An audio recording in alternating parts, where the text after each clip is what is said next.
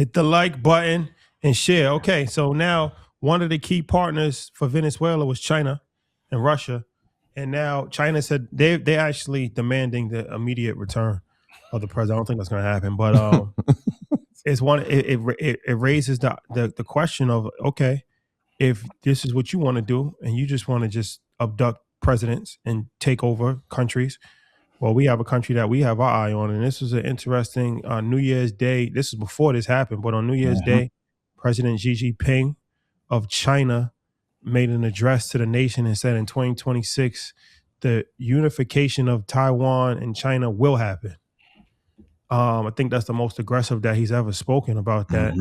And like I said, now if this is the games that's being played, because that was a tremendous ally. They have, I think, $80 billion in loan that they've given Venezuela. They've invested in infrastructure. They was getting the oil. It's gonna disrupt some things for China, this whole thing. So it's like, okay, Taiwan, and this is a country that we talked about a lot. Taiwan Semiconductor, one of the most important companies on the stock market, a company that has done very well. I know it's in a lot of people's portfolio. You're welcome. Will this push China over the edge and take in Taiwan? And Taiwan Semiconductor, is the threat for TSM even higher now? Is there a time frame on when? You saying this year?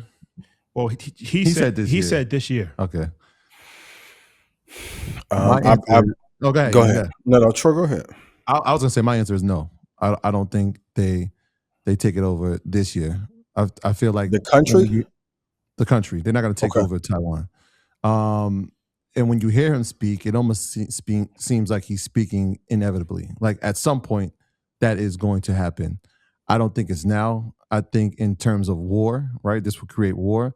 You don't tell the enemy or the proposed land that we're coming to take you over. Well, Trump did it with Venezuela. Well, he's different. He gave him a warning to tell you that. They said the dance and put him over the top. He had enough. I think the dance. Well, they already have boots on the ground, but I think war here is the last resort, and because of the importance of what Taiwan Semiconductor means to the world economy, including China's economy. Well, now we see what you don't got to go to war though. You could just do this Venezuela thing.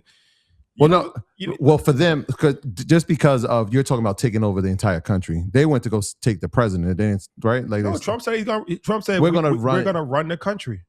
That's what Trump said. What I'm saying for Taiwan is it's a little bit different. Well, right? he's going to do that remote if he installs the person that he wants there. They don't necessarily want to. Obviously, they want to take the land, but the most important asset is that company. But it's not just that though. It's the whole. But it's country. the most important. They want the whole. They wanted the country. They wanted Taiwan before for a long time. Before TSM. What's the number one? What's the most important asset? Taiwan right now, but I'm saying this Taiwan thing predates TSM. I know that, but I'm saying the number one asset they have is TSM. Why is that so important? Because the future of the world's economy relies on semiconductors, relies on AI. For sure. It is a race that they want to win. They feel like they have to win. That's the most important piece. When you're talking about 90% of the world's semiconductors being manufactured from a company, that's a piece that we have to have, and it's right there for us to take.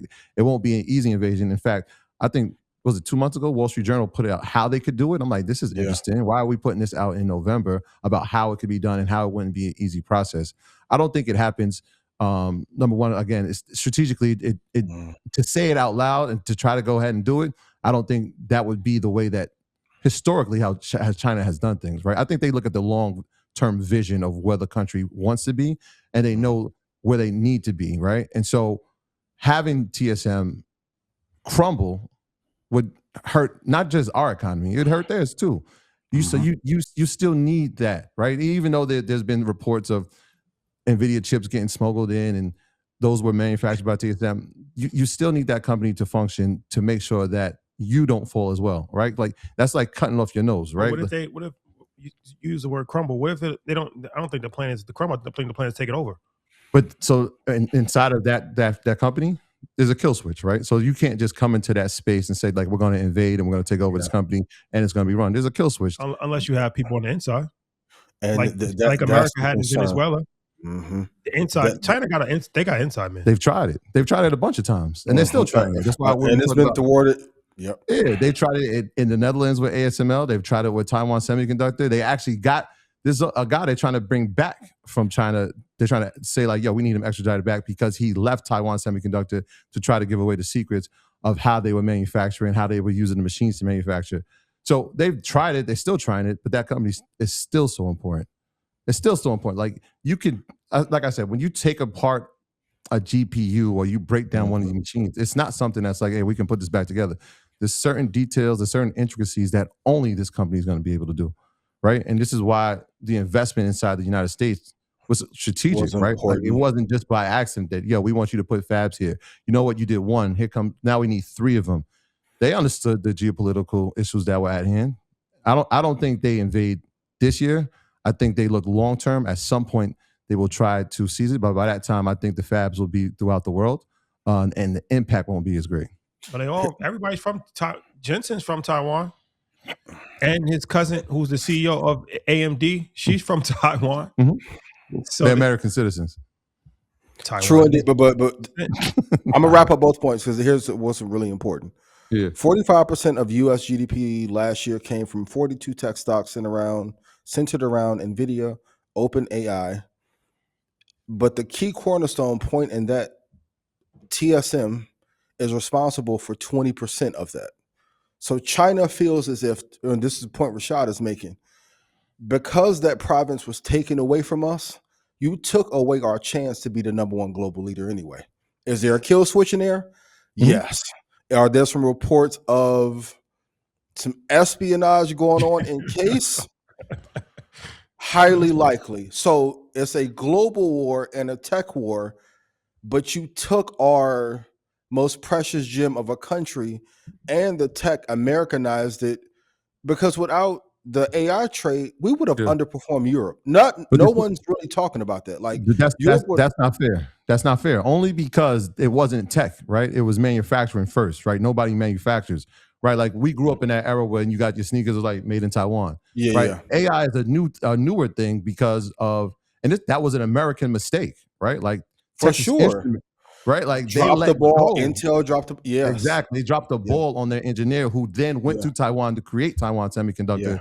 Now, from '88 on, now like wait, they have a gem there. Now it makes sense. Of course, you would want that land back. Of course you would. And once you saw the technology that's there, of course, and you see where the future's headed, of course you want it back. I just don't think they're taking it back. And I don't think he'll do it this year. But if something were to happen in 27, for my account's sake. Oh, baby. And if something happens in 27, he's not going to start the war. But if the war gets started, he's going to finish it. He's going to finish it. We can't. Now, all jokes aside, we can't have that happen. We just can't have that happen. Can't. No. Is there a kill switch? Yes, but is there some... We are seeing high-level war games. Like the Venezuela thing, that's the entry. That's the kindergarten level of... So here's the interesting part. Happening. U.S. They take the president of Venezuela. It doesn't automatically warrant a response from China, right? Yes, we want you to send them back. That was an illegal act of war. If they invade or try to invade Taiwan, that's going to and baits us to go immediate response. From now it's on. Sometimes you got to go throw the snowball in the little cousin's face to get him. Come on. What you want to do? Nah. That's going to be an immediate response. Now that's war.